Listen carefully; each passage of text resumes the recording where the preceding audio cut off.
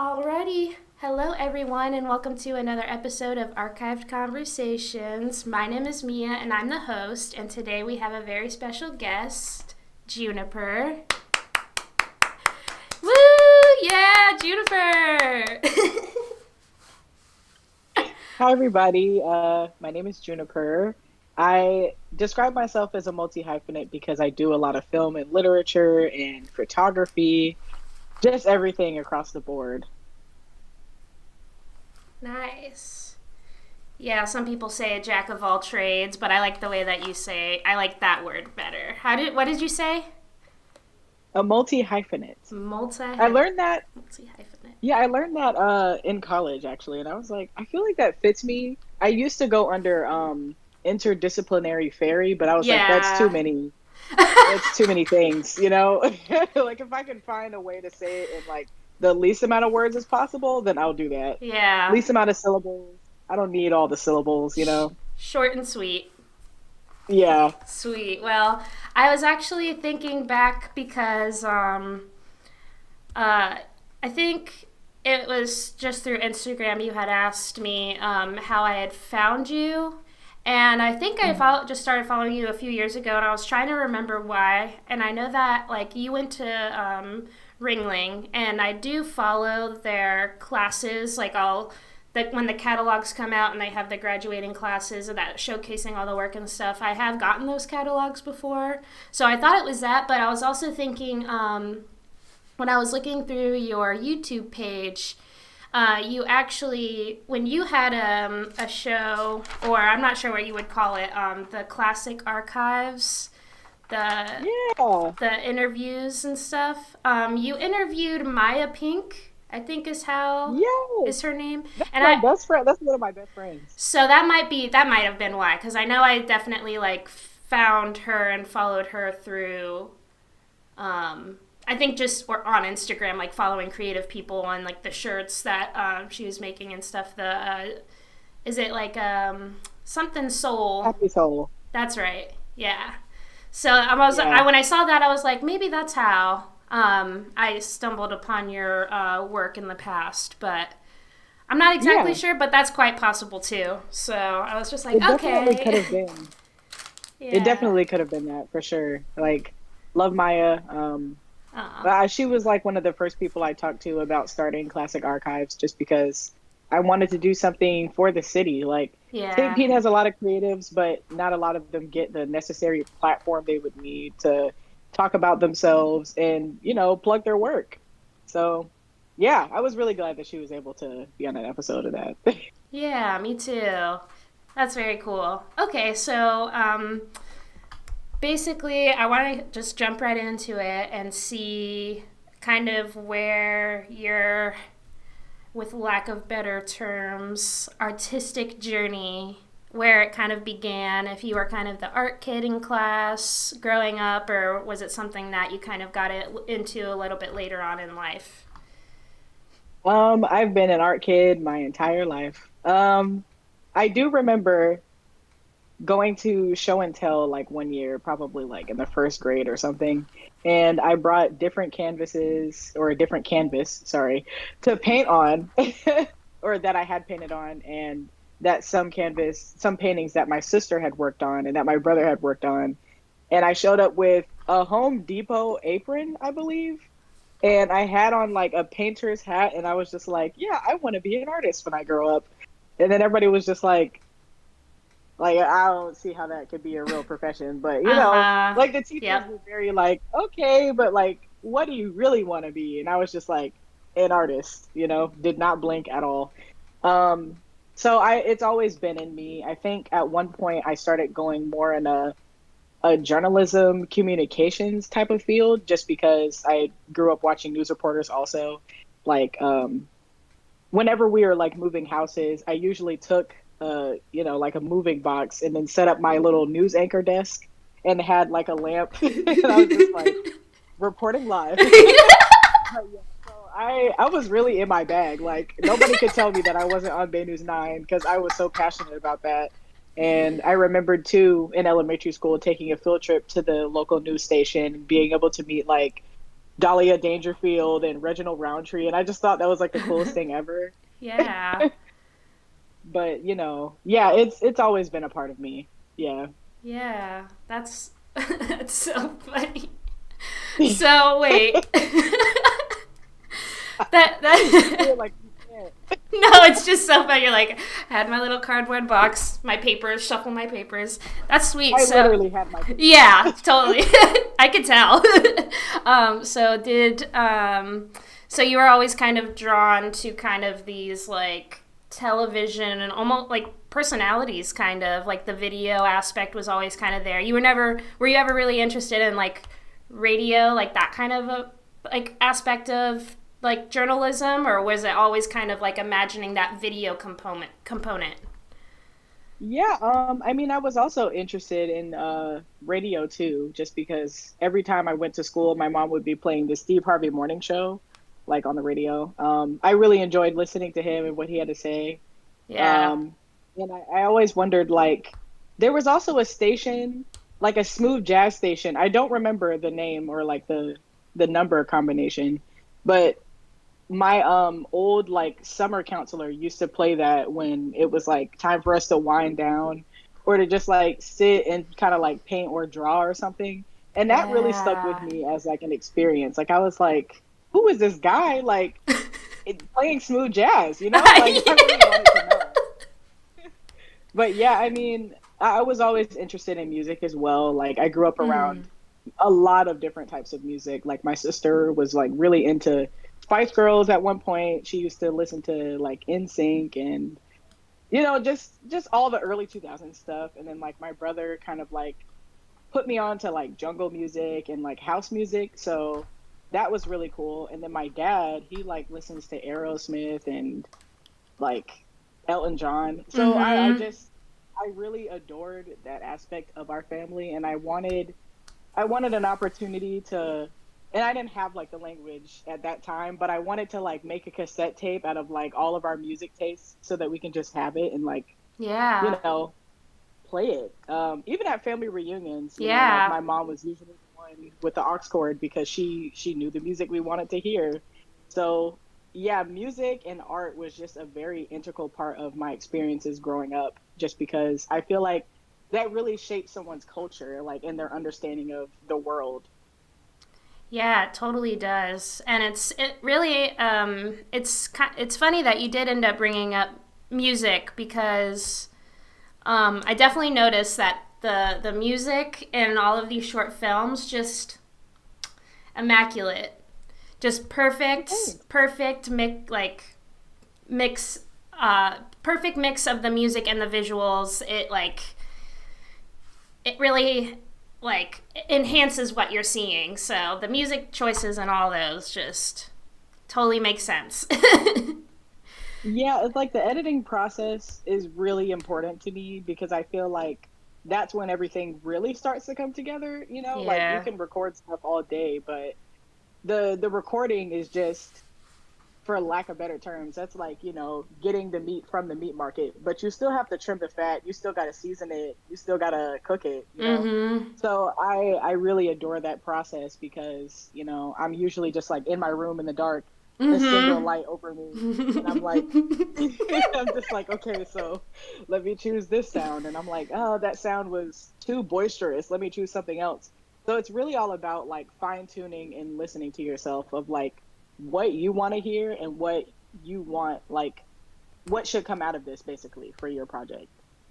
Yeah, definitely. And I'm sure it'll come up more later too. But yeah, that's really sweet. So like when you ended up going to school later on, like going to college, did were you studying film? I actually wasn't studying film. I was studying creative writing. Mm-hmm. Uh, when I was That's like a in big part of my it. quote unquote, yeah, like when I was in my like journalism bag, Yeah. I was in high school. I went to Lakewood High School and I did the CJAM program. So that was like, I'm the reporter getting all the big scoops. And Yeah. then after that, I didn't really know. I think it was like my Yeah, it was my senior year. I was talking to one of my AP professors. Shout out Miss Dowling, but she was telling me like you should apply to an art school, and I was like, I don't even know what that is. Like, even though Mm-hmm. I had, I'd grown up around arts and stuff, it just wasn't. I never thought about that as a viable thing, or Because I didn't even know that it was like a college. everyone was telling Yeah, you that you couldn't, you know? and I'm just like, and at that point, I think I had forgotten that I even liked to do art, because I wasn't really drawing or painting or anything in high school. In middle school, I was like, I was the kid in the back of the classroom, like drawing Adventure Time characters on my Mm-hmm. like composition books. But yeah, I felt like I kind of phased out of that just because I felt like I needed to grow up, whatever that meant. So Mm-hmm. yeah, she told me, to look into some art schools. So then I looked up just like art school on Yeah. Google, and and Ringling College popped up. It was like one of the first options, Yeah. and I was like, oh, well, maybe I should apply to Ringling. But then, imposter syndrome got in the way, and I didn't apply for a little bit. And then there was one day during lunch where I was sitting in her classroom, and she was like, you better apply like right now. Like, I'm not letting you leave this class. Of course, I have to let you leave because of lunch, but I'm not letting you leave this classroom until you apply for that school. And I was like, okay. So I did my whole application. I still like sat on it, and then a few what do you call them? Like department heads from like the majors I wanted to choose were Yeah. reaching out to me like, "Hey, we see that you've like your application is in progress. Like, is there any questions you have that I can like clarify things for you so that you feel more comfortable submitting it?" And I was like, "No, I'm just I'm looking around. good.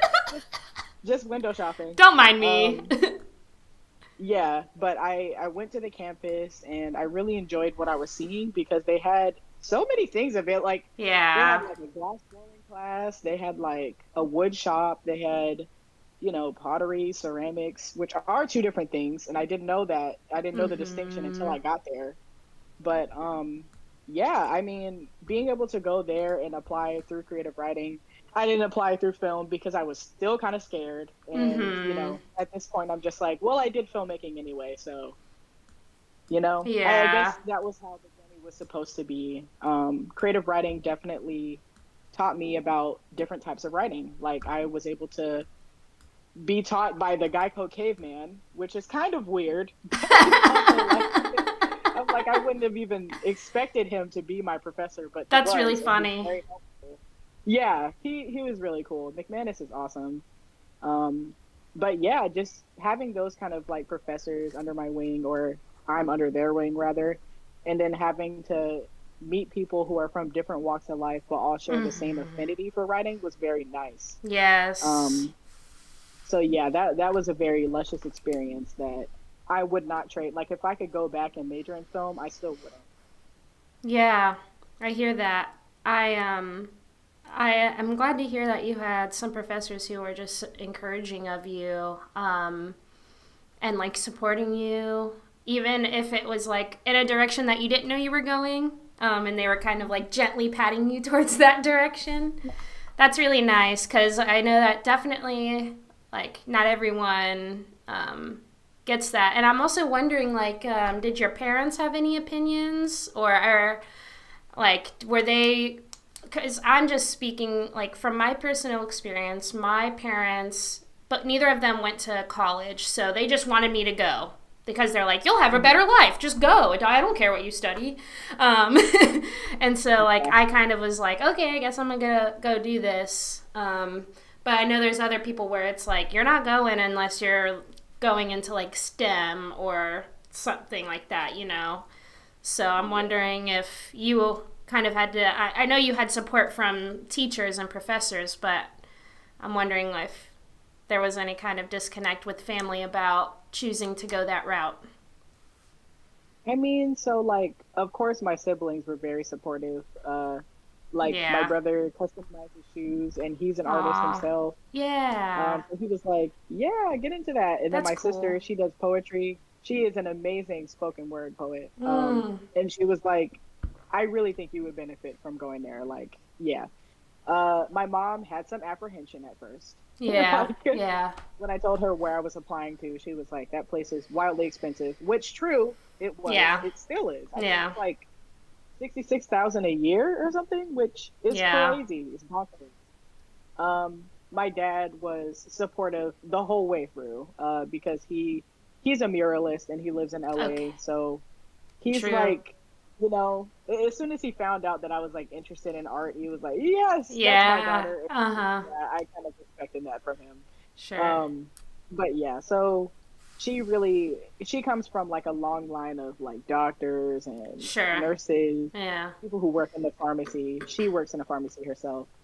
So she's a very like type A kind of person. And I'm like, I'm just not, even if I was in that industry, would I be successful? Yes. Would I be like wealthy in my own terms? No. Because wealth to me Yeah. is like Right. having the opportunity in the space to do the things that I love. And what I love to do is art in whatever medium, which is why I'm like, the whole multi hyphenate thing really fits. Because even when I was doing creative writing, I still minored in art history. I still minored Mm. in photography. I still minored in film studies because I was like, okay, I want to learn the history of film, even if I can't be a film major. So it was like all of those things helped me become a really well rounded artist. And Yeah. yeah, I mean, I think my mom, she did come around eventually when we went to the open house. Mm-hmm. And then she was looking around at like the type of kids like or the students that were there, and then she was just like, "They're weird, just like you." And I was like, "Thanks." I was like, "Thanks, mom." Okay. But yeah, I mean, and she was right because like the first week I was there, I watched Scott Pilgrim with a bunch of people in a dorm, Yep. and that was like Yep. one of the best core memories I've had Yep. of being at Wingling. So it's Yeah. how it is sometimes. Yeah. I hear that. I feel pretty similarly about actually I was right next door to you for a little bit at New College. So Oh wow! I definitely have memories of like that first week of like or it's like an orientation week instead of it being just a day it's a whole week. So I definitely Yeah, have some like frontal lobe like created yeah. memories, some new wrinkles in the brain because of that because of that week. Oh my gosh, I have a few friends from New College. Yeah. I didn't Yeah. even get to, but also like the college experience was kind of like halted for me because of COVID. But Yeah, true that. after COVID, I got to meet like some people on the New College campus, and they were very cool. Like I was like, why don't we ever do this? Like I hope there's like a mixer or something where we can hang out. I I hope they know. eventually figure it out. But yeah. Yeah, I know. It's sad to see everything going on with New College right now. Like all the, Oh yeah. my God. The political climate is crazy. I just don't even know what to say. I just don't even Yeah, know I what don't to know what to say. say either. My dad is the type of Except person, wow. yeah, just wow. But I will say, like, it's kind of interesting because since I went to school there and like all of this like kind of takeover is happening, like my dad, he he's not completely brainwashed, but he is like halfway brainwashed, and so we get into um, these conversations. Sometimes they Yeah. become debates, but Hmm. sometimes I'm really just like trying to get to the bottom of like what he's saying because it's like the end goal is the same, but how he wants to get there doesn't make any kind of Okay. sense on how we would want to get there. And like, um, when everything was happening with New College, he was Hmm. kind of just like, "Is all this stuff really happening?" And I was like, I mean, yeah. Like, "Yes, I've. This is what I've been like saying for the past like few years at the very least, you know." And he's like, "That's crazy because you went there," and I'm just like, "Oh my gosh, just the it's like the dots are kind of connecting. yeah, yeah. I'm It's just looking really hard, but in the wrong direction, maybe.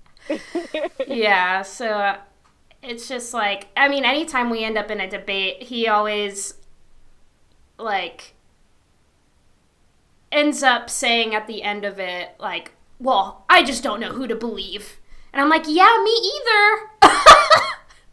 That's what I've been trying to tell you this whole time. I'm not like on the other team. I'm not like trying to. It's not like we're two Right. different teams. Like, I don't. They all suck. you know? Um, Yeah, it's a but, whole thing. yeah. So, My old manager used to because there was a Center for Diversity and Inclusion. There might yes. still be there. I don't know. There was Right. one at Ringling. And then the person who was like the chief officer, I think, or like the chief of diversity and inclusion, they moved to New College to do basically the same thing there, but then they got fired because of the new initiatives that are rolling out. And I'm like, I don't understand how you can abolish something that is like literally inherent to life and like how we Yeah. do things. Like, I'm just, that doesn't make sense to me. So, yeah, when I had to read, or I didn't have to, but I read the terms that they're trying to implement into New College, and I was like, that just seems like a fever dream to me. Like, I don't know. I know. It's it is just so wild because now it's just like I experienced living there for like a year and a half. Like, Hmm. I mean, it was like oh my gosh, I didn't even realize this, but like 10 years ago now is when I like first went to New College. So it's like just wild 10 years later because I was also just wondering, like, just reading all about it and not being there. It's like such a weird, like, I'm like, I kind of feel like grief. I kind of feel like a Oh, weird yeah, for sense of sure. guilt, even though I didn't do anything wrong. But it's like, I wish there's something that could be done. Like, I don't know. It's Mhm. just all these weird conglomerate of emotions. But anyway, I was like wondering if any of that was spilling onto Ringling or if you knew. Oh, yeah. I mean, the Ringling students are definitely like in solidarity of what's happening, just because the students, I still have a few friends who are graduating this year. So they're Yeah, there like while the changes are still like happening, and that is rough. it That's is really rough rough. because it just seems like they're walking out of like a burning institution almost. But yeah, I know a few of like the Ringling students have went to New College for like the protest, um, just to kind of be there for them. Like, I don't know if that Yeah, really is changing anything, but it's nice to have like a physical presence of like a student body from a numbers. different school that's like helping, you know? Yeah, Um, absolutely. Yeah. but yeah, I did wonder if there was like something that could be done about that. But I'm like, I feel like now it's at the point where it's too far along in the process. Yeah. Yeah. I want to say things will get better. All we can do is Yeah, like make our own magic. That's kind of where I'm at. I'm like, I'm gonna like try to put some good in the world. Try to right. highlight some cool people who are doing good things, putting good things out there. Right. Because It's like that's the what I most have I can control do. over, I guess. Right. Yeah. Just take it day by day. Because Yeah. that is a whole to do. It Yeah. is a whole to do indeed. but so let's go ahead and switch gears. Got a little bit off track, but it was still good. Still good info and stuff. But I wanted to ask, like, what kind of was there like an instance in which you decided you were going to pivot towards more like creative filmmaking, um, or was it just something kind of that organically happened as you were creating? I feel like when you say creative filmmaking, do you mean just like narrative filmmaking or Like like branded content filmmaking? like Like, basically like your own independent like kind of projects like Bahati and like oh that kind yeah. of a thing. Yeah, I've always thought about doing those types of projects just because I'm like, I have so many ideas, and most of the time I have to really like close the closet. If my ideas were like a physical thing, I feel like it's like a closet full of like really cool things, but I have to like close it because it's gonna overflood my room and spill out the windows. So I'm just like, okay, I'll focus on, and this is, the project I'm working on right now is the longest project I've ever worked on. Um, Okay. or like it's taken the longest amount of time to work on Yeah. it. So I'm just like, I'm really trying to like hone in on stuff more instead of trying to shuffle out things immediately, like having to find your voice as a creative is really important just because, Mm-hmm. and I think I was talking to my friend about this too, of like, you can be the Drake of art or you could be like the Kendrick Lamar of art. And what we mean by that is like Kendrick, he sits on his stuff for a really long time, Lets it like, marinate. yeah, like he's like, okay, I'm gonna produce this thing, and then you won't hear from me for like another 4 years, and then I'm gonna come back and produce something even better. Like Tyler is the Mm-hmm. same way, where he has the Mm-hmm. 2 year rule of him, Yeah. pushing out. Like he's like, okay, I'm gonna do Igor, then I'm gonna do Call Me If You Get Lost, but you're not gonna get them back to back. I have to live life in between those. But Drake is like, okay, we got a single, we got a single, we got an album, we got another album. I think he just announced like the cover of his new album like yesterday, and I'm like, Drake, Didn't you when just you drop gonna something yesterday? like, dude, like you're on tour right now. Like, why are you dropping out? So and there's nothing wrong if you have that kind of motive, if you have that kind of energy, good on you. But I know that I don't have that much energy to No. just expend all the time. And to be fair, Um, he probably also has like a big team of people who help him do it oh all. yeah. So, not just the one Oh yeah, for person. sure. Yeah. And when I got to Ringling and started doing creative writing, just to talk more about like the creative filmmaking part, Yes. like I was still kind of afraid to write stories that were like kind of close to me when I was at Ringling. And that was until bless Glenn. Glenn is one of the professors I Aw. had at Ringling who like shaped kind of like my perspective on writing and that I can approach it in a different way. There was one day he was like, "Hey, like, can we talk after class? And just have a little chat." And I was like, "Okay."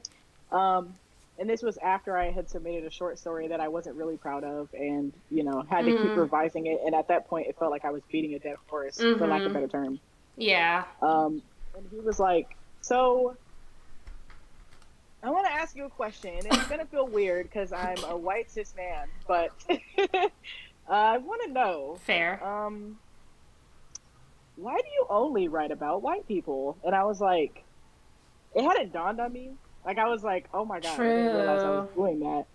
And I was like, and he was like, do you think maybe it's because you think that we won't relate to your experiences, or like what you'll say will be taken the wrong way, or it'll be like too political, or whatever the case may be. And I was just like sitting there frozen, and he was like, you don't have to answer me, but I just want you to think about it because the characters that you're writing right now don't even feel like real people. They just kind of feel like placeholders for something else, Mm. for like a feeling or like an emotion Mm-hmm. that you haven't like addressed yet. Like, and he Ah. brought up the main character in one of my short stories. He was like, Ben does not feel like a real person. He feels like the idea of a person.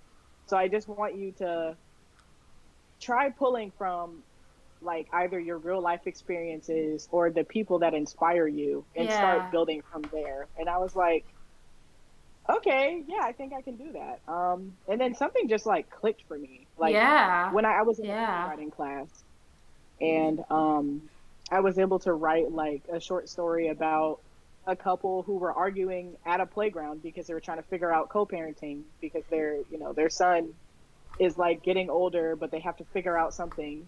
Yeah. So that was like the first like story that I wrote that felt really genuine, not to like my personal experiences, but they felt like real people because I was pulling from experiences I'd heard or like people I knew.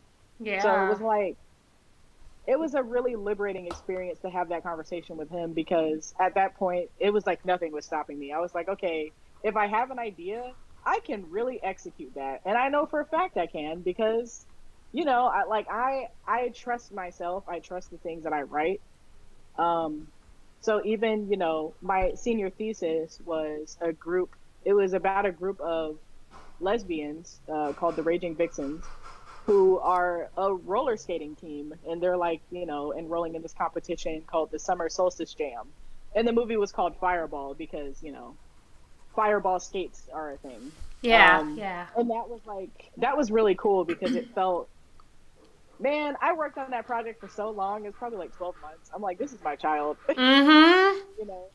So like, I really was able to get things out there. And then like, once I graduated and got even more freedom and had more experiences, I was like, wow, I have so many ideas. like, but they were always creative ideas. I don't really see myself representing a brand necessarily. I gravitate towards more things that have like context and story to them. So if it is a brand, I need to see the story behind it. Like Alice Gu's The Donut King, very Mm-hmm. great documentary. It's on Hulu. Yes, I seen Um it. I seen it. yes. Yeah, so I you get what I'm saying. yeah. Like it's a brand, but there's history behind that brand. Yes. Yeah. I really adore stories like that. Yeah, me So, too. yeah. But yeah, so I mean, it's just like being able to being able to see that play out like in stories really inspires Yeah. me. And like old Vice documentaries too. I really love those. Yep. So yeah. Yeah. Me too. I know some people kind of hate on the Vice documentaries, but I'm just like, man, just leave me alone. They look pretty. I feel like they get some good information out there. You know, Yeah. I can see how like there can be critiques, but there are some people who will just hate on it, and I'm just like, come on, man. Yeah. They're look at it. You're gonna tell me I you don't don't really like get like it? I mean, I understand like people didn't really like or people still don't like David Cho, which is for a good reason. I feel like David Cho's not really that good of a person. Okay, I But got you. Yeah, I know nothing. Know yeah. nothing about that, so I mean, good call. Yeah. I'm not surprised. The Vice documentaries were they were awesome. They I feel just like they were hit. cool. Yeah, I They did. agree. Good stuff. Um, good on Glenn, by the way, for just being like, I recognize this and just wanna Yeah. slip this in.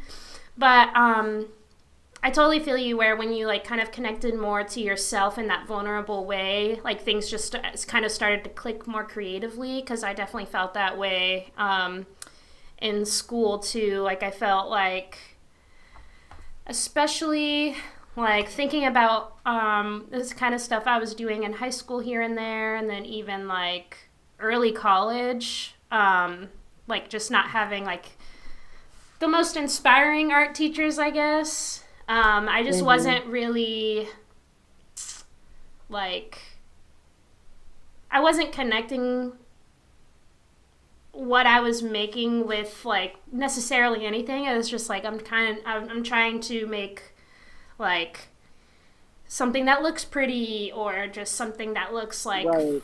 like that like copies of something or like uh Mhm.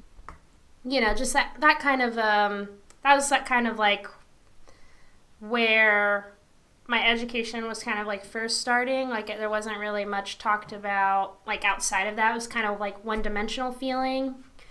um Mhm. but once I especially when I got to New College, I had some great art teachers there. I had a printmaking teacher who um I don't know if it was just like the way she taught or what, but she just left everything kind of like looser and more open ended than other teachers I had had before. Like she kind of like showed us the medium of like printmaking we were Mhm. doing, like the method, and then she's like, okay, do whatever you want with what I just showed you. Whereas Right. before it's like, okay, we're all gonna stand around this, uh, you know, model or what is it called? Still life, and we're all gonna paint it, which is fine. And it's important to learn that knowledge, to color theory and all that, and like learning how to use negative space. But it wasn't really until I took the printmaking class at the school that I actually ended up graduating from, where my teacher was just more willing to get vulnerable with us. Mhm. And like when he taught us how to do screen printing, that was my first time ever doing screen printing. That's when I kind of like went wild with it. And Dude, screen printing is awesome. yeah, I really, really enjoyed making prints with drawing fluid rather than like using Mhm. a photo transfer onto a screen. That's Yeah. where I really had a lot of fun, and I used a lot of text in my prints, and I kind of like I had kind of a sketch, but I mostly would do the color layering, kind of just like free-handed, just to kind of get like something that I wasn't gonna be like I didn't know how to expect it to look like. But Mhm. even just that process of like kind of just like going for it and then like pulling from like memories or feelings that I was having or Mhm. memories that I remember. Um, Along with that process, that's when I really got great responses like during like critiques, like during Mhm. those feedback sessions. That's when people really started to be like, "Oh yeah, this is your thing." And I was just like, Yeah. "Okay, I'm the like overly emotional like screen printer that comes in really early in, like on Saturday mornings when no one else is there." I guess that's just like what my brand is for the next couple of years. But It's funny. that was really when it even clicked with me. Like, people love vulnerability. People love like feeling like they can connect to someone even if they don't know them, Mhm.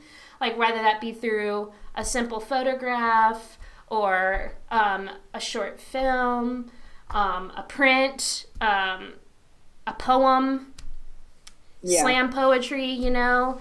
Like when you start really drawing from your own experiences and like what those experiences, like how it shaped you and how it made you feel, like that's where people are gonna like those that brain connection. That's where it starts to happen, and they are like, "You're sad too? I love this." "Oh, you're No, angry literally, about like, this too? I love this. Let's talk about it." Um, yeah. I feel like everybody just wants community at the end of the yeah, day. Like we want to feel a sense of belonging. Like just I definitely eat it up every time. me Like too. I might go into a gallery and I see somebody talking about like what their life was like, and they have like childhood photos or Oh, something that they that's made when they were a kid. I'm like, oh my gosh, and you trusted us to look at that, to like understand it with care, like that yeah, really hits. That it really hits for me. does. Yeah, me too. I love hearing about people's like origin stories. I call it like their lore. Yeah, yeah, exactly. Yeah, you get it. I'm like, man, I definitely. I also had an instructor like that too. His name was Wes. I feel like I don't know. I befriend a lot of professors, just because I'm like, they feel less like a professor student type. It's like a mentor, like Yeah. almost like I see them as somebody that I can learn from, which is literally like what a professor is. But you know, I get to a point where I'm just like messaging them and being like, can we like meet for coffee or just like Yeah. talk? I feel like that the relationship gets to be more transparent Yes. from like high school versus college, because high school, Yes. it's like they literally cannot interact with you, you're a No. minor. But True. like in college they're just like, okay, cool, like, yeah, you remind me of like my younger cousin. So those experiences I really hold close. Like Wes, when I had to execute like a big project idea or something, he would be there to help me with the technical stuff, because I think in like abstract idea. Like I'm just like, Mm-hmm. okay, I know what I want this to look like. And then he's like, okay, you need this type of He light. knows the You need how. a sequence. Yeah, he's like, you need the rim light on the back of them. You need it to look like this. And I'm just Nice. like, yeah, okay, cool. Thank Um, you. yeah, he also ended up going to New. I think he might still be at New College. I don't know. Oh, sweet. But yeah, he was very helpful. He also helped me try to like the one of the projects that I was working on in his class was Liberty, like that. Mm-hmm. So I had to like execute that kind of like under his tutelage. He helped me understand like color grading and stuff like that. Because at that point, I was kind of just like raw dogging film. Like I would just Yeah. release it and be like, yeah, you know, like Here it the is. grass is kind of the grass is brown because that's what it looks like in real life. Yeah. Uh-huh. Yeah, yeah, yeah. But yeah, he really helped me. I got you. Good stuff. Well, let's actually talk about Liberty for a moment. Um, would you mind just kind of explaining the overall, um, I don't know if plot's the right word, but you get what I'm trying to say. The overall, The what the context. journal, yeah. Yes. Yeah. For people who haven't seen it. So Liberty is a project that I started. I want to say it was junior year, Mm-hmm. um, and it was about sundown towns, but mostly the Yeah. history of Sarasota as a sundown town, Yes. and like Lido Beach and their whole like desegregation process. I was able to interview someone named Odessa Butler, whose Yes. mom was president of the NAACP chapter in Sarasota. So that was really nice because I went to her house. We had tea. She was very nice. She gave me tea.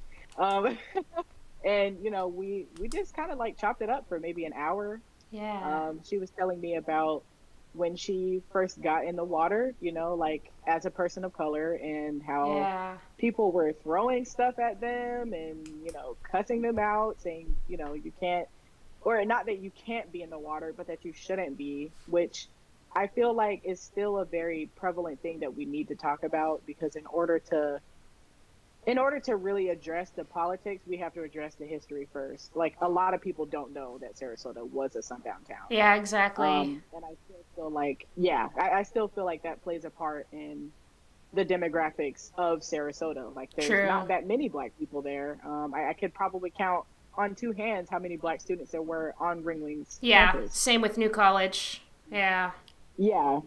So like being able to just be in Newtown, which was like the neighborhood right next to Ringling, that was a really eye-opening experience for me because, you know, all of these people are there and yet Ringling at that time, I don't know if they're still doing that, but Ringling at that time was telling us, encouraging us not to go to Newtown, like not to be in that neighborhood, because it was like marked as dangerous, even though Right, right. nothing was going on. It was just, you know, like a local community fish fry, things like that, you know. Um, so yeah, the video itself is of my friend Maya, who's like running into the ocean, and another friend of mine who is kind of like in conversation with them that whole time. Yes. And I wanted to make it a point that in some part of that film, that Maya was going to be holding red, white, and blue balloons because that kind of reflected America's history. But also, I wanted Maya to be staring like at the camera as a way of confrontation with the Yeah. audience. So Yeah. anybody watching it, Power. it's like you cannot, yeah, it's like you can't ignore what's happening here because it's happening right in front of you. Um, and then also like a few people had questions of why there's a shot where they both run out into the water, but then at the very end, it's in reverse. So it looks like they're running out of the water. And a lot of people had question about that of like, but it was supposed to be a happy ending. And I'm like, what did that? Like, Yeah. you know, Yeah. for Yeah. me, the reverse kind of reflected like, you know, racism is still very prevalent Right. in this Yeah. day and time. Still have a long way to go. So, yeah, I mean, I was able to enter that into a contest. It was called like a Newtown Alive museum contest. Mm-hmm. And I was second place for that, which was pretty cool because I was alongside some very talented people who Yeah. did amazing stuff. Like my friend Kit did like a sketch of like ancestors walking alongside just, regular beachgoers. And I that was like the coolest thing I've ever seen. I probably have to get that print somewhere. Um but yeah, just being able to have that on a TV, like in a gallery space, and people are Yeah. watching it with like the headphones to get the full experience, that was really nice for me. Yeah. People watching people like interact with it in that way and like being like having that attention, fully on that because especially like it's hard to keep people's attention. So, Yeah, um, definitely. that's that's really cool. And yeah, I saw that you did end up winning an award, so congrats for that. Thanks. Yeah. And it just when I watched the film, I definitely got that kind of that the ending, them going in Hmm. reverse. I definitely like picked up on what you were putting down there of just like it's almost like the one step forward, two steps back kind of thing. It's like we just keep going Hmm. in reverse, like Right. um, and that was 2019, Yeah, or I believe so. I think I I think that was, think or that was. maybe, If not, it was after 2016. I'm assuming yeah, I think it after was like 20, because it was like after, or I shouldn't say after COVID, but it was when Ringling had a better hold on like what we were gonna do on campus. So, yeah, right, right. yeah, Things weren't in flux yet. I, right. I Like hear we had you. heard of it, it was a very distant thing at that time. Yeah, I will also say, like, I wanted to ask the person that you were talking to, what was her name again? You went to her house for an hour?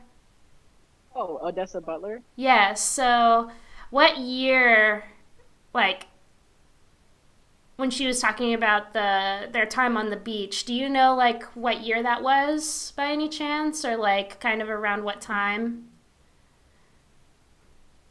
I want to say it was around the 60s. Uh huh. Yeah, there was a I lot want going to say on. there's like, yeah, there's like in the Herald Tribune, I think they had an article about it like Mm hmm. while it was happening. Mm hmm. Because at first, and this is like stuff that I didn't know, but at first they were like, protesting like we want to be on the beach as Right. well. And then the city mayor was like, well, we can grant you this pool. Would a pool work? And they were like, no.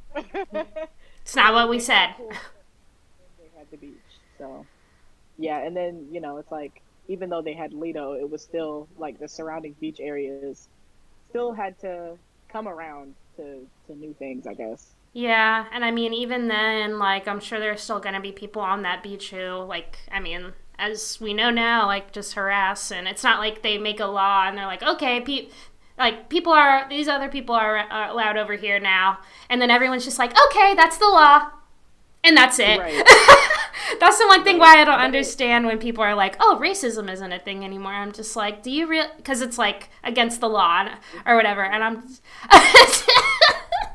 like, oh my gosh. And then no, Yeah, what I really blew just. me is the fact that she said that she was a teenager when all of that happened. And Uh I'm like, huh. I can't imagine. Uh I huh. can't imagine being like 18, 19 years old and that's what's going on. I I already had know. enough emotion at 18, 19 years old. Yeah, and so like also the reason I wanted to know like the year is because right now I'm reading the autobiography of Asada Shakur, Hmm. and there's in the beginning, she kind of goes through this brief memory of like her and her friends like sneaking out to the beach in the evening and stuff because they weren't allowed, and it's like her favorite place on earth is to be at the beach, and to be in the Hmm. water, and like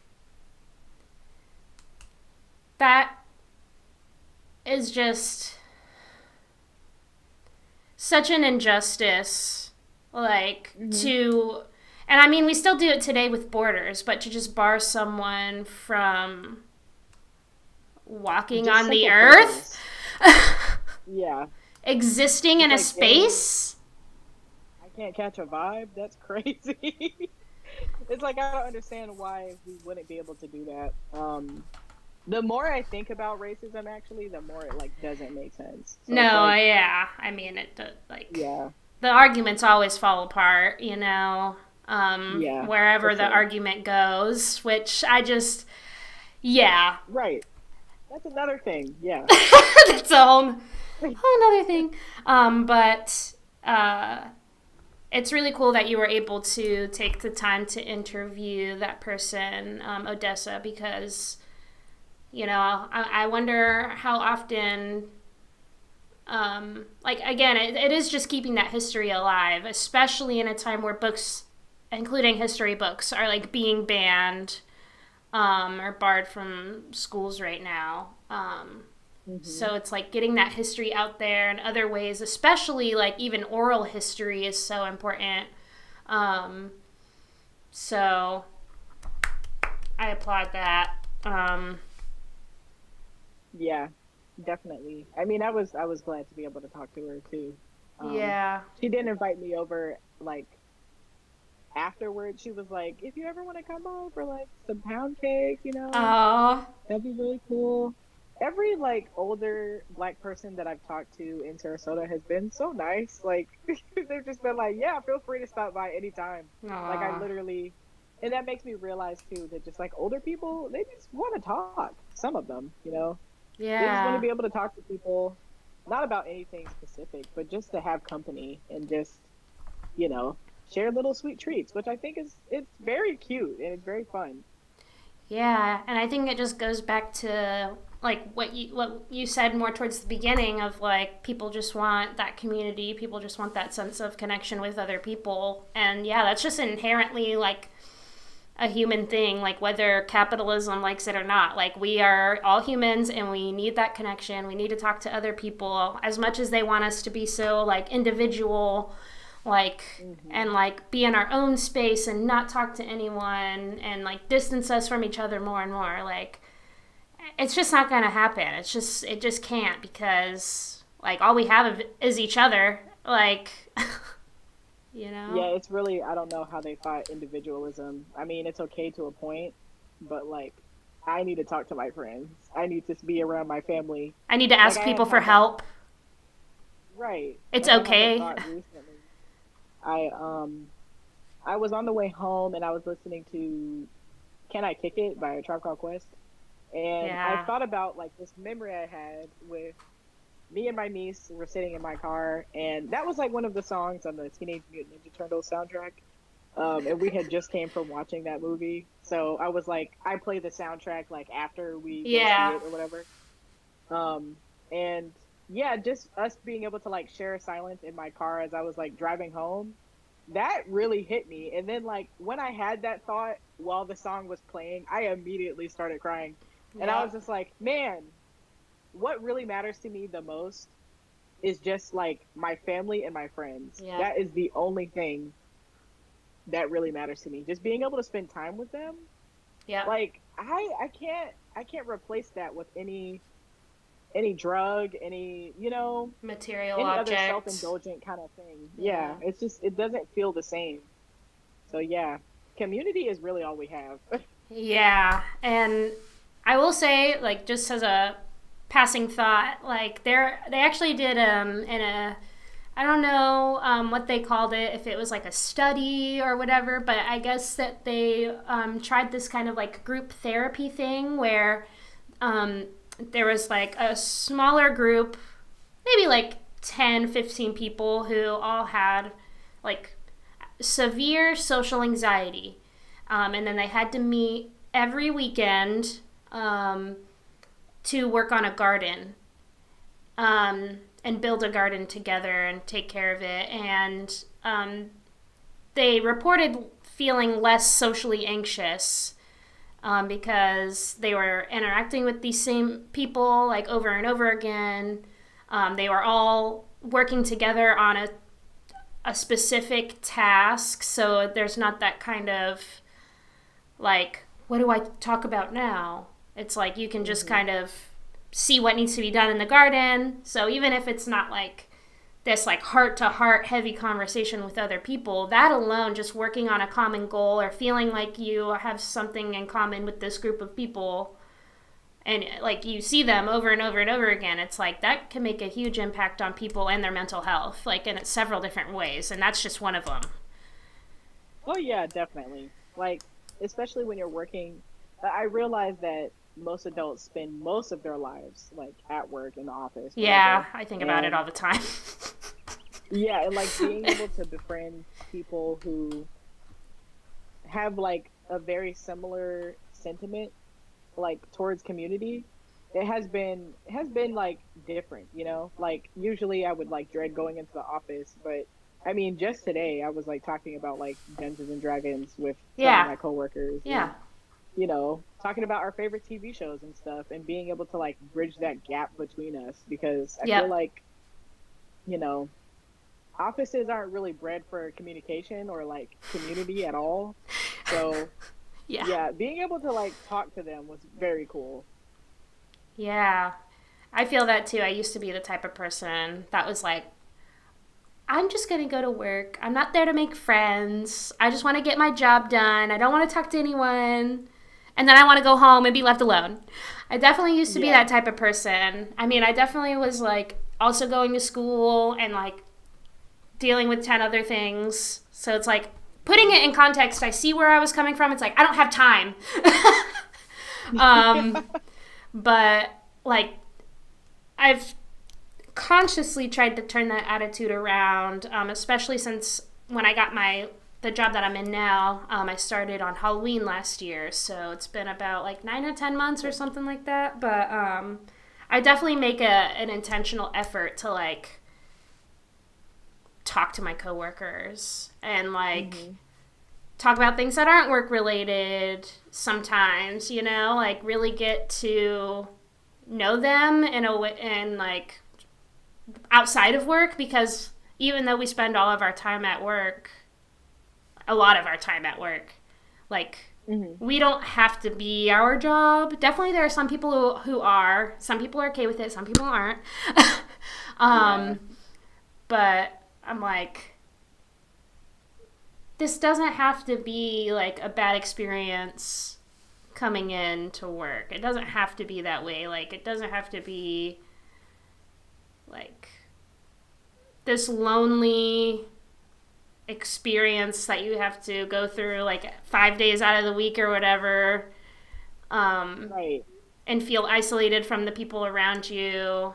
Um, it doesn't have to be that way. Yeah. Yeah. It's like I thought about it because I was like, okay, work is a journey, but it doesn't have to be a miserable journey. It can be a cool journey, you know? I don't know if I'm just like chronically online, but I've been seeing a lot of like core videos on Yeah. TikTok. Yeah.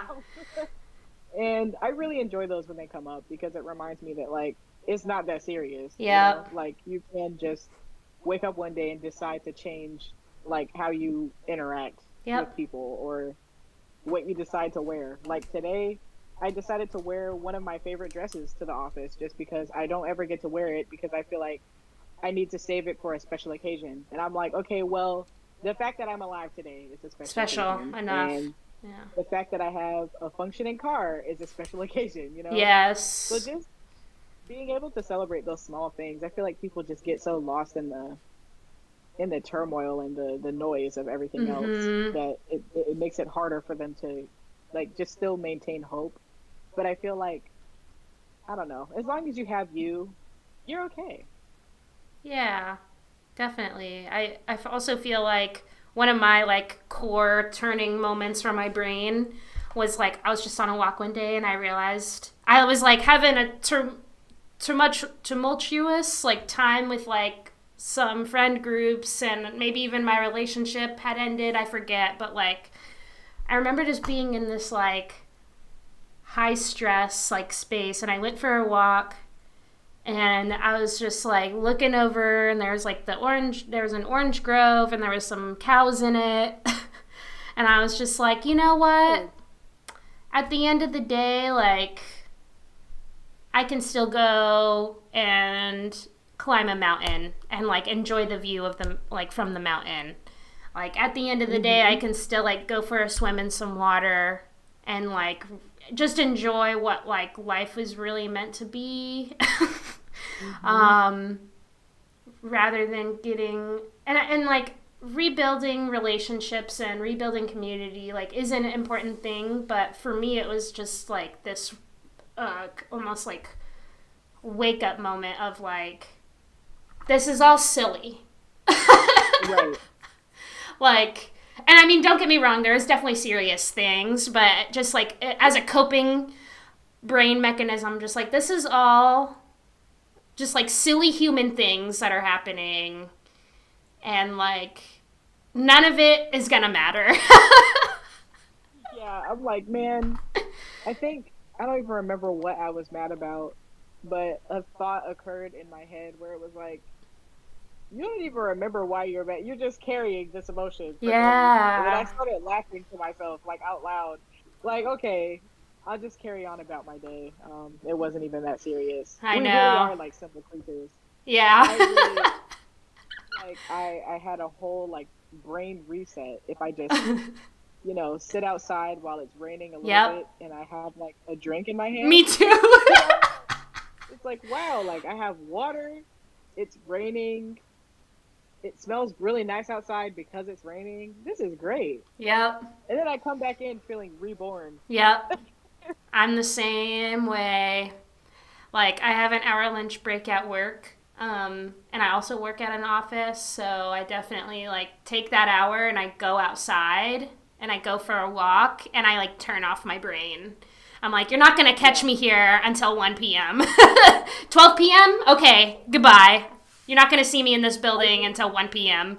Sharp. I really do just walk around like empty-headed. You Yeah. have to sometimes. You just have to. You just have to, or Food else you'll grain, get bogged no down, mental. So. Well, good stuff. Thanks for, elaborating on that. And let's move on to a short film that was released. It was about 4 months ago. At least that's what it said on YouTube, 4 months ago now. A short film called Bahati. Can you please elaborate on that? And then I will ask you some questions about it. Yeah. So Bahati was born from a song that I was listening to like on repeat. If I can remember the name of the song, that'd be awesome. Oh yeah, it's called Amazonas. I think it's Portuguese, and it's by João Donato. Hmm. Very nice song, very like elegant sounding. And I was like, I feel like I can make a short out of just this song. I've been seeing a lot of I had been seeing a lot of Instagram reels that felt like they had more substance to them lately. Yeah. Where like it's a person like eating dinner or something, where like there's a whole storyline and it perfectly matches the song they chose. So I'm like, oh, Yeah. you really edited this in Premiere Pro, like you spent time, you know. Yeah. Um, so I was like, well, I had the thought of like a woman whose name means lucky in Swahili. I didn't know what the word was at that time, so I was just like, it has to be a woman named Lucky though, Yeah. and she has to have run into some like unfortunate event lately where she is like a hopeless romantic, but she realizes that the person that she loves is a person that she's known for a really long time.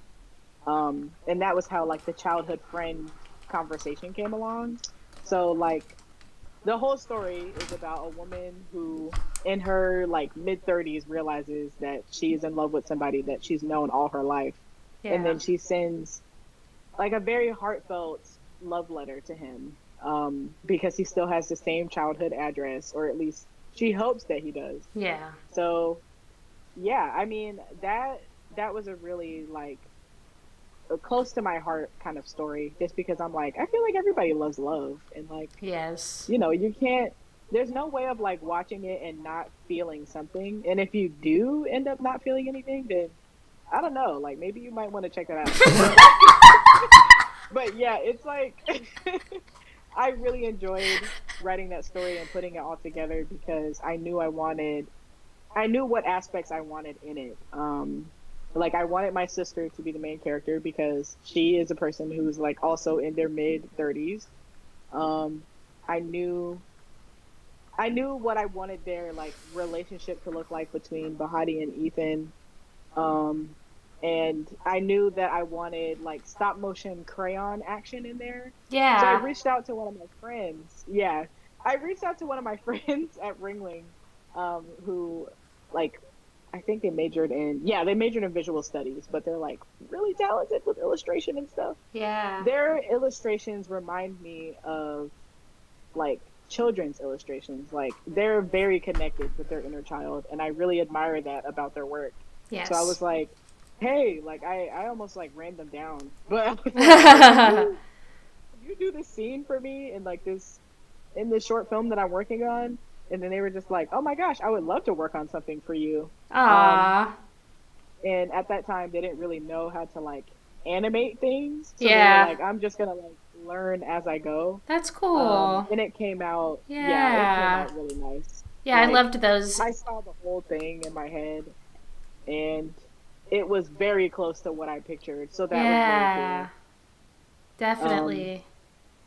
I really yeah, it was enjoyed also those. yeah, and like when I had the thought and like the idea was coming through, um, Mm-hmm. my buddy Jake reached out to me, and he's like over Only Wave, the I don't know what to call it. I don't know if it's like a production company or like a media thing, Okay. but they were hosting a film festival that they do every year, and you Okay. know, he reached out and was just like, "Hey, like, I'm throwing a film festival. I saw your art at the factory. For Oh, context, the factory is yeah. just a gallery. Yeah, Yes.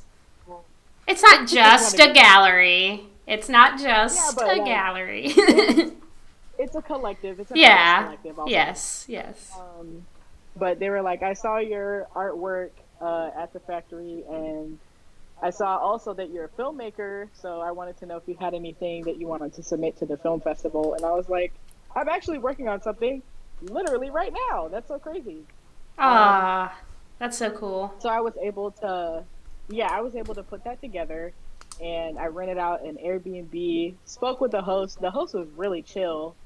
Like, shout out to Kathy because she was really cool. She was like, yeah, like, go ahead, do what you need to do.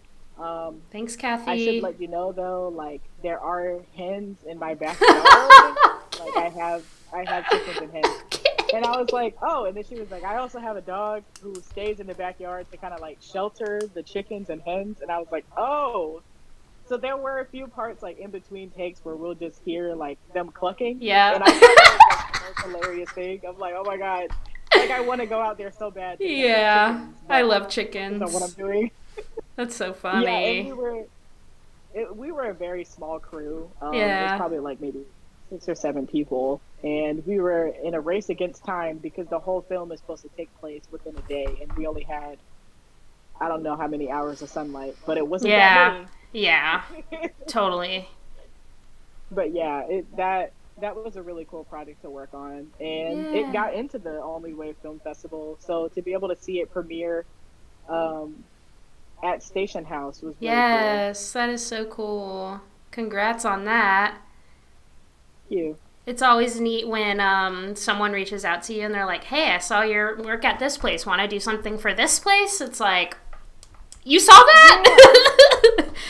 I mean, there were like back-to-back interactions that I was having at the beginning of the year That's so where cool. somebody saw me somewhere or Yep. reached out to me because they had heard about something I did. And I was like, Yep. whoa, That's just how it that's works. crazy. It is. You're like, "Oh, you can see me?" Yeah. I'm like, oh my gosh, I'm being perceived right now with a capital P. Like, this is crazy. I know. That sometimes happens to me too, especially like since I did markets so much with like my Hmm. illustrations. Like, definitely there's a lot of people in the community who kind of like started to know me and recognize me. But I got a tattoo from someone a little bit recently, and their partner was like, "Uh-oh, it's MiaMakes, so you better not mess this up," and making them feel like so much pressure. And I'm just like, no, it's not like that at all. They were like, "You better Mia make this."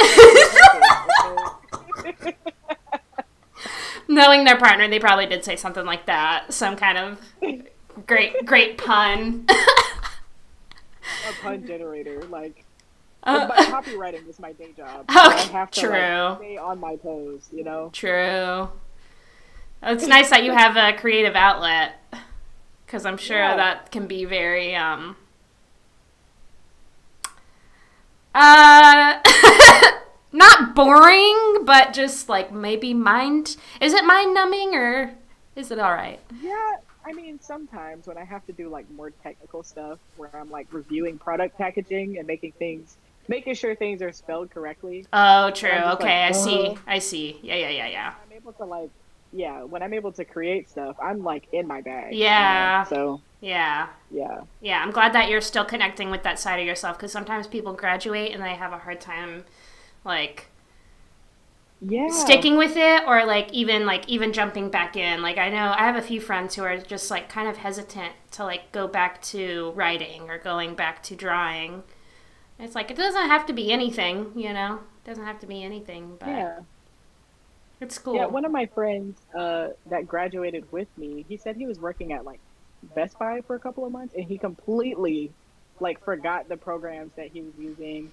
And I think he said he saw a commercial that used because he was a motion designer. Yeah. He saw really good motion design work, and that made him snap out of it. Like, he was like, what am I doing? Like, I'm a motion designer. And then he quit Best Buy because he was like, I want to focus on that. Good for him. And I'm like, I love moments like that. Yeah. That's great. I love that. But getting back to the short film, so I wanted to ask a couple of questions. So I'm wondering why you chose to go like almost like the silent film route with it, where it's like kind of the narrative happening in between shots through text rather than like a narrator or like dialogue. Was there any specific reason, or do you appreciate that style, or? Yeah, I think it was more of a stylistic thing, because when I was listening to the song, I wanted people to pick up on like, well, the original song that the short film is inspired by. I had beats on parts of the song where I was like, okay, I want the text to hit here and here. Okay. I couldn't gain the licenses to, that song, so I ended up using a different one that still, fit the vibe. But I got you. Yeah, I always imagined it being silent, because I was like, I want people to like hear the song and the little intonations that I hear. Yeah, that's very cool. Because I don't think I've seen many like contemporary like filmmakers doing that kind of style, unless they're like directly parodying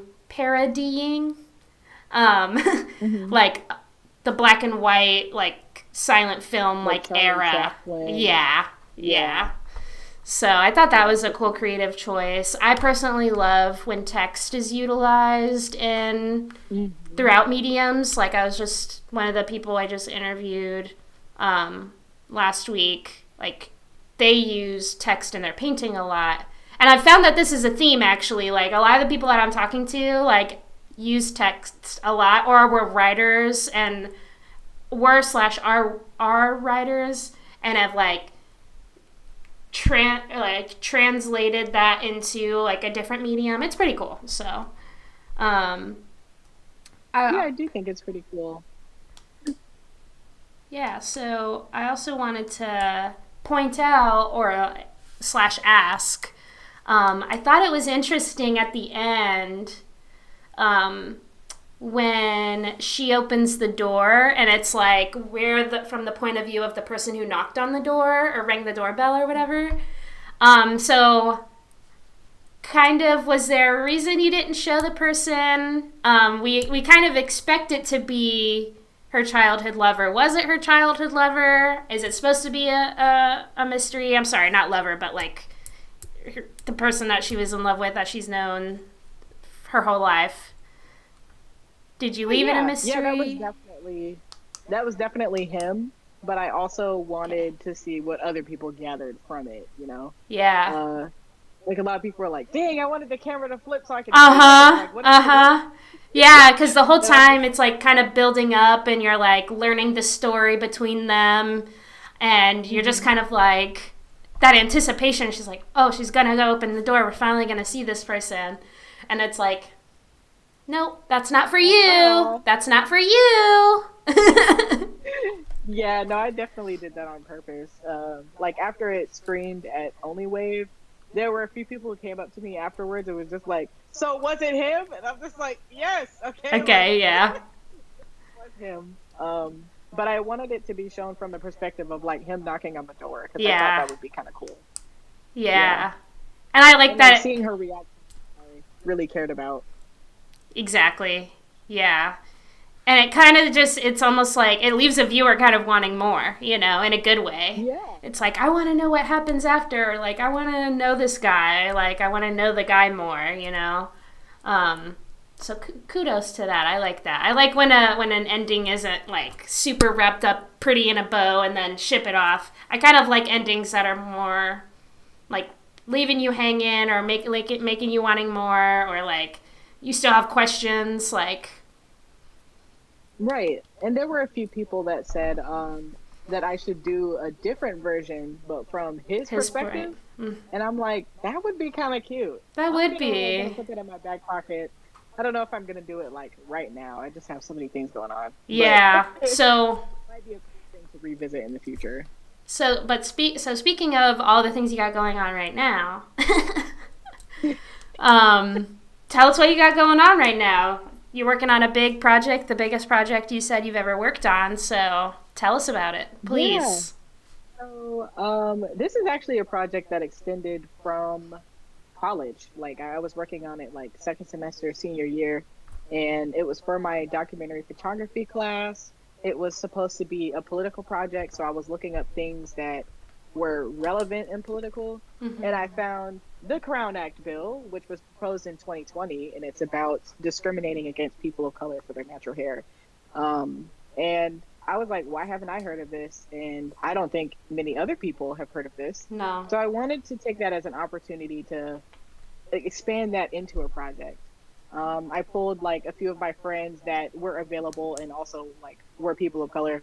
And just interviewed them with my iPhone. So we're like sitting in my car and I'm just like, yeah, can you speak into the Yeah. can you speak into the speaker? Yeah. Like but yeah, so just asking them about their experiences, especially like on campus, being a person of color and Yeah. switching up their hair. I know for me, like I switched up my hair a lot. I also had to do my own hair because there weren't that many hairstylists of color like in the area. Um, so yeah, I was able to photograph them and then like the nearby beauty supply. The owner was very nice because I'm there all the time. So he Yeah. was like, yeah, sure, like do what you need to do. And I went Nice. to other like hair salons, barbershops. I got to speak to an older man named Jetson Grimes. Very cool name. He was also Yeah. very cool. Like Jet magazine editions, like on his wall, and like coolest guy ever. But yeah, he was awesome, and yeah, it. I already knew that I wanted it to be bigger than what it was at that moment, but Yeah. You I only was have so like, much well, time. I have to. Yeah, I was like, I have to graduate first. I have to Yeah. get a job, to move cities, like all these things. Yeah. So once I finally did move, I kind of put it in my back pocket because I knew that I needed like the proper funding for it also. And Bahati was something that I could do with my own money. So I did Bahati first. And then I started thinking maybe around like April, I was like, oh, I could probably bring Heavy as a Head back because I haven't really been Yeah. able to work on it. And for people who don't know, like Heavy as a Head is, kind of like it's derived from the Crown Act. So like Heavy as a Head that wears the crown. And yeah, I kind of just wanted to shed more light on it. So this time around, I did a photo series which took place like in June, and I still have to like release those photos. And then I did the short film, which was late July, Okay. and that was also in a different Airbnb.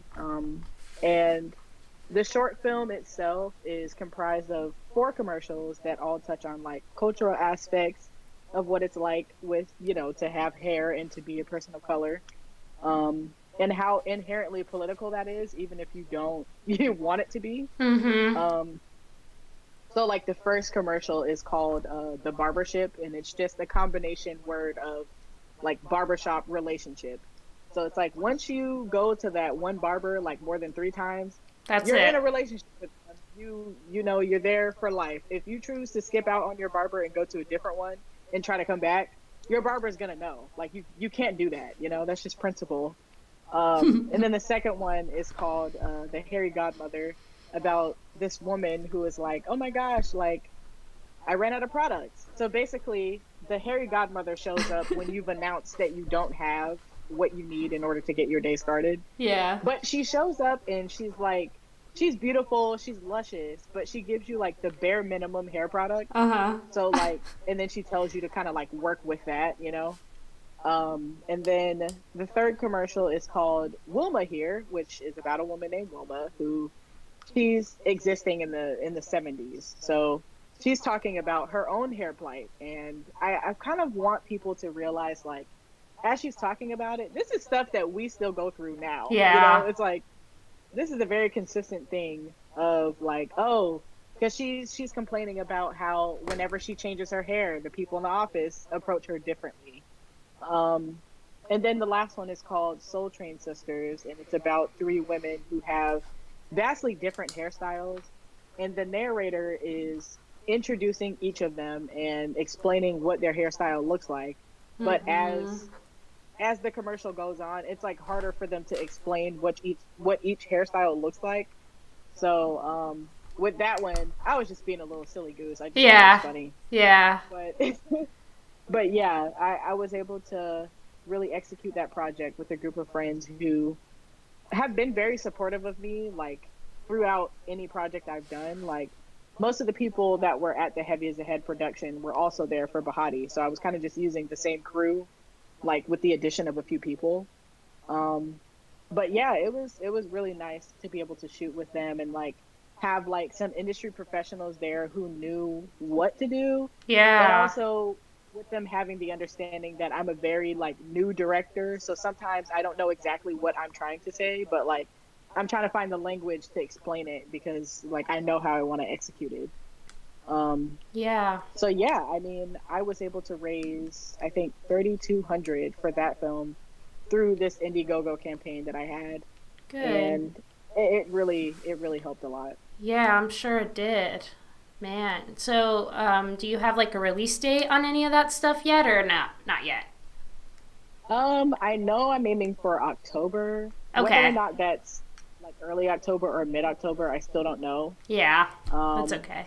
I'm looking for, yeah, I'm looking for a venue right now that would properly host the type of event that I want. Yeah. Because I want to do like a friends and family screening before Screening. it's like released. Yes. Yeah. But I do plan on releasing it on YouTube and Vimeo because, why not? Vimeo is like, Yeah. YouTube for filmmakers. Yes, it So is. Yeah. I want to use that platform. Yeah, that's sweet. I'm excited to see it. Especially after putting so much time into it, I bet it's going to feel so good to release it. Yeah, oh my gosh. Like I remember the whole script word for word. I was just playing it Yeah. earlier that it was edited properly, and yeah, I was reciting every word. Yep. Yep. I It's get how it is. that. You get really close and then you let it go. Yep. That's exciting. I'll be on the lookout for that. And, this is going to be released in early October, so hopefully once we get closer I can drop an update in here about when it's going to be released or anything. So I'm excited. Oh Um, yeah, for sure. I definitely noticed, like, throughout your videos, that even though there's a lot of times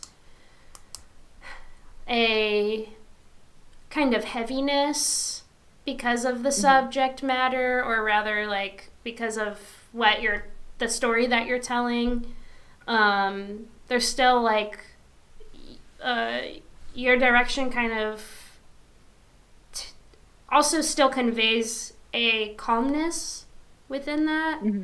Um, and that it also helps, having a great team of people to work with too, which I do want to ask about. But there's always this kind of like feeling of the heaviness, but in a like there's the calmness within the heaviness. Hmm. And the dreamy music choices. I feel like the music choices again are just like very dreamy and help build the visuals. Getting to like the climax of the video, like I feel like the music always like matches really well. Like again, your music choice is very great. Um, but I just have this appreciation of again just that sense of calmness and also like the warmth that like the warm tones that are always present in the videos too. I really appreciate. So just saying, I'm a fan. So in a lot more words. Nice. Yeah. I mean, I think I try my best to like translate myself over into like whatever I'm doing. I noticed the paintings also are very um they're kind of like serious in subject matter, but it also makes you feel like warm, like a belonging. And I'm really glad that that's something that translates like Yeah. across what I'm going to do. Like even in my photography, usually like the subject is looking at me, and if even if they're not, it still feels like you're there with them. Um, but yeah, I mean, I really, I, I don't even know if I like try to do that on purpose, but it's just because of like the way that it looks feels the best to me. So I'm Yeah, like, okay, it's yeah, yeah. yeah. I guess I just wanted to look that way. Yeah, I But mean, yeah, I definitely like my manager called it like edutaining, which horrible word, but oh my it's about like gosh. educating educating and entertaining people at At the the same same time. time. And True. I feel like I'm doing that with this project because Yeah. it's like, it's shedding light on the crown egg, but we don't have to be like almost to tears and like, you know, we don't have to like experience like heavy negative emotions in order to change. We can just be inspired by like hope and comedy sometimes. Like that is really Yeah. the way to start a conversation sometimes. Like not everything has to be funny, but if I can find a way to make it funny, I will. Just because I'm like it helps me like that definitely like humor is my coping mechanism. Yeah, me too. Um but yeah, so I really enjoyed doing that project because, like the crew that was there, like all very genuine people, and we were all kind of just laughing through the whole thing because it is funny. Even in like script rehearsal, we're just like laughing. Even in like Yeah. the multiple takes, we're just like, oh, that's kind of hilarious. Okay, we're gonna run that one more time. I Uh really like to bring that kind of like vibe of optimism to like any space that I'm in or with yeah. anything that I do. Yeah. I feel that. I definitely feel the same way again, just kind of going back to what we said earlier of like just trying to, with all the mess happening in the world, just trying to put out a little bit of good where you can.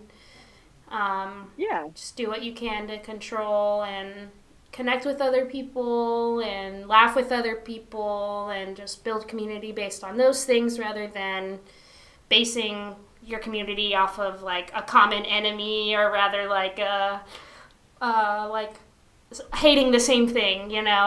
It's good to have those reminders that there is not all bad in the world, Hmm. for sure.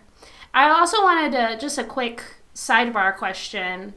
Um, has it always been like kind of second nature to you to collab with other people? Like, have you always been a collaborator, or kind of did that happen once you got to school, like college, and you were within that like realm, like around a bunch of other people who were interested in the same stuff?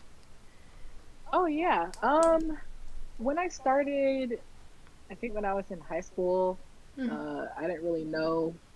to what length collaboration could happen. And then when Yeah. I got to Ringling, it definitely, I think it awoken something in me because I was like, I could have been doing this the whole time. Like I could have just been True. asking people like, "Yo, are you free? Do you want to do this thing?" You know. Yeah. So that was a really valuable experience that I carried with me throughout. Like I just really admire collaborating with people. Like some of the best people I know I've been able to like work on projects with, and Yeah.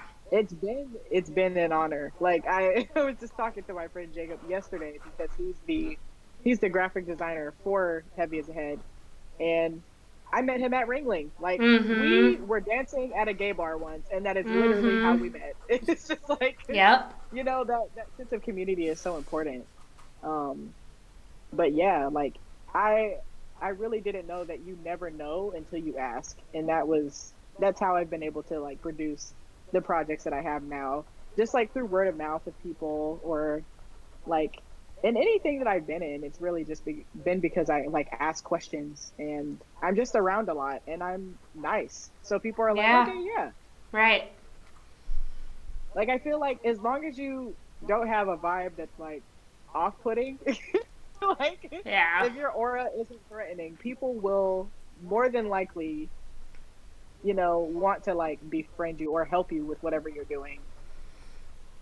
You see, I feel like for like you and me, that sounds like pretty easy. It's like, yeah, just be cool. But there's some people who just can't. And I There's don't some know people why who it's so just hard. can't. Me either. I feel like it takes more energy to be off-putting and to be Right? weird than it is to just like chill, like I don't know, we just met like That's what I'm met like saying. a few hours ago. That's what I'm saying. But you'd be surprised. There are people I see like almost every day who I'm just like, are we gonna But you ever have still a normal interaction? I don't know.